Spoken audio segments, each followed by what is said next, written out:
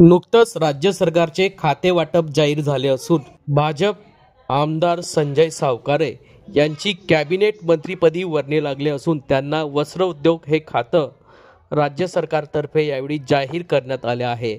आज दिनांक 22 डिसेंबर रोजी दुपारी 2 वाजता मुक्ताईनगर येथील मुक्ताई माता मंदिरात मंत्री संजय सावकारे यांनी मुक्ताई मातेचे दर्शन घेतले आहे।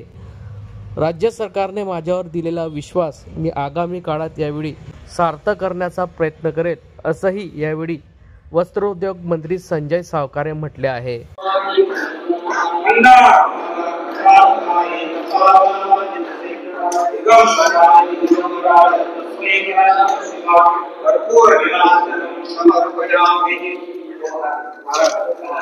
केल्याने परमेश्वराने मला सगळं काय दिलेलं आहे, फक्त आई मुक्ताईने आशीर्वाद असेच ठेवावे एवढीच मागणी केली। मंत्रिपद आहे म्हणजे आव्हान आहे, त्याच्यात प्रत्येक क्षेत्रामध्ये आव्हान असतात, जे काही आव्हान असतील ते पेलून कसं त्या डिपार्टमेंटला पुढे नेता येईल, सांगून त्याचा महाराष्ट्रासाठी फायदा करता येईल याचा प्रयत्न करू।